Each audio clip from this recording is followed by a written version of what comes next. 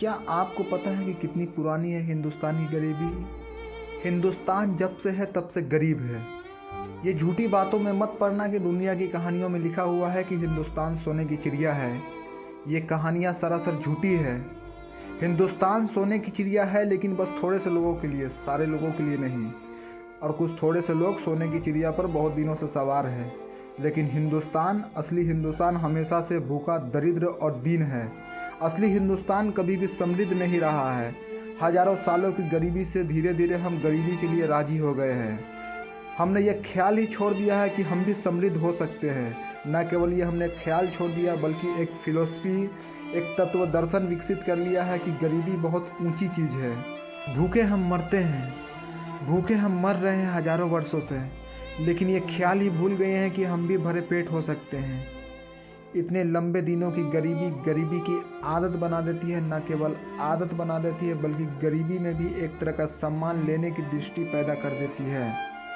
हिंदुस्तान गरीब रहते रहते गरीबी को सम्मान देने के फिलॉसफी को भी विकसित कर लिया है। ये सबसे खतरनाक बात है जो हिंदुस्तान की ज़िंदगी को बदलने नहीं देती है। जब तक तुम गरीबी को सम्मान दोगे, तुम्हारी गरीबी से ही भाग्य बंधा रहेगा। गरीबी से तुम कभी मुक्त नहीं हो सकते। हिंदुस्तान हजारों सालों से गरीबी को सम्मान दे रहा है और समृद्धि को गालियाँ दे रहा है। और इस गाली देने के पीछे एक बड़ा सहारा भी हिंदुस्तान को मिल गया है। और वह सहारा क्या था? वह सहारा यह था कि हिंदुस्तान के 5000 सालों के इतिहास में कुछ अमीरों को बेटों ने गरीबी को वर्ण किया। उनके गरीबी के वर्ण करने से हिंदुस्तान की गरीबी पर सीलमोहर लगा दी। महावीर राजा के लड़के हैं, बुद्ध राजा के लड़के हैं, जैनों के 2400 तीर्थंकर राजा के लड़के हैं, राम राजा के लड़के हैं, कृष्ण राजा के लड़के हैं।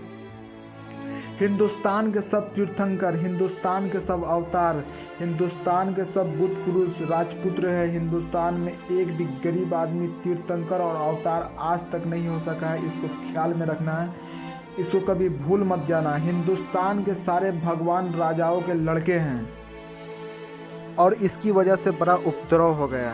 राजाओं के लड़के धन से ऊब जाते हैं, राजाओं के लड़के महलों से ऊब जाते हैं, राजाओं के लड़के जिंदगी के ऐश विलास से ऊब जाते हैं। मनुष्य के मन का एक नियम है, गरीब आदमी गरीबी से ऊब जाता है, अमीर आदमी अमीरी से ऊब जाता है। जो भी मिलता है आदमी उसी से ऊब जाता है, जो भी मिल जाए उसी से ऊब जाता है। जो लोग पैदल चलते हैं वो कार में बैठे हुए लोगों को देखकर तरसते हैं। कार में बैठे हुए लोग पैदल चलने का भी मज़ा लेने की कोशिश करते हैं। अमीरों के लड़के अमीरी से ऊब गए, उन्होंने अमीरी को लात मार दी और भिखमंगे हो गए। उनके भिखमंगे होने से भारत की गरीबी पर सील मोहर लग गई। भारत के गरीबों ने समझा कि जब अमीर तक लात मार के गरीब हो जाते हैं तो हम पर तो भगवान की बड़ी कृपा है कि हम पहले से ही गरीब हैं। लेकिन पता नहीं हमको कि अमीर आदमी जब अपनी इच्छा से गरीब होता है तो गरीबी में भी एक मज़ा आता है।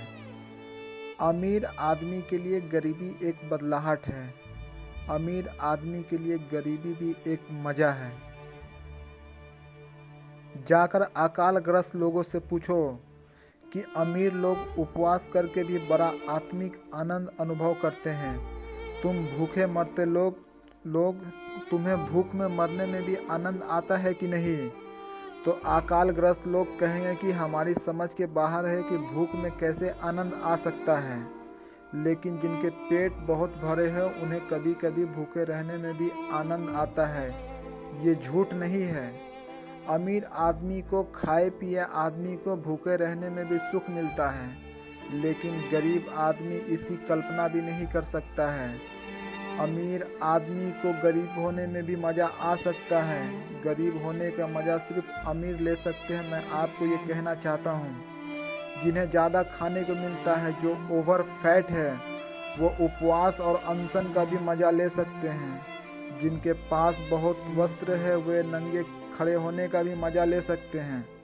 लेकिन जिनके पास कुछ नहीं है, उनकी कल्पना के बाहर है, सपने के बाहर है कि ये सब। लेकिन भारत के कुछ अमीर बेटों ने अमीरी को लात मारकर भारत के गरीबों को बड़ा सुख दिया। उनके मन को यह लगा कि बड़े अच्छे हैं हम, बड़ा भाग्य है हमारा, और भारत में गरीबी सम्मानित हो गई। भारत में गरीबी को जिस दिन से सम्मान मिलना शुरू हुआ, उसी दिन से हमने समृद्ध होने की चेष्टा छोड़ दी।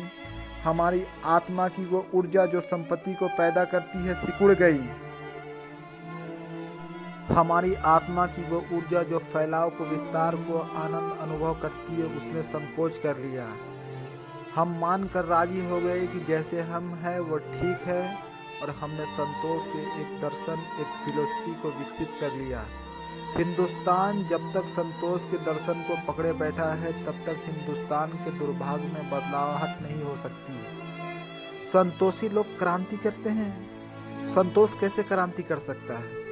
संतोष से ज़्यादा क्रांतिवादी कोई और विचारधारा नहीं है। जब हम संतुष्ट हो जाते हैं तो क्रांति का क्या सवाल है, परिवर्तन का क्या सवाल है? और हिंदुस्तान के सारे साधु संत, हिंदुस्तान के सारे महात्मा, हिंदुस्तान के सारे मौलवी, हिंदुस्तान के सारे पादरी सारे मुल्क को ये समझाते फिरते हैं कि संतुष्ट रहो, जैसे हो उसमें संतुष्ट रहो और परमात्मा को धन्यवाद दो।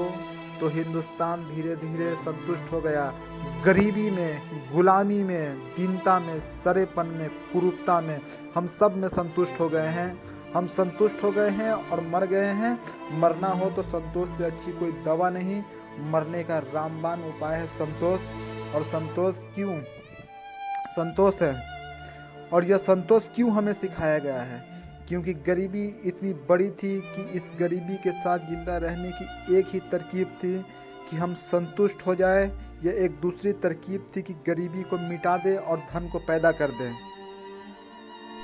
धन आसमान से नहीं बरसता है, धन पैदा करना पड़ता है। धन मनुष्य की ईजाद है, ये ख्याल रहे। धन प्रकृति में नहीं मिलता, प्रकृति में केवल धन को पैदा करने के अवसर होते हैं। धन आदमी पैदा करता है, धन ह्यूमन इन्वेंशन है। धन जो है वो मनुष्य का आविष्कार है, धन कहीं पड़ा हुआ नहीं है।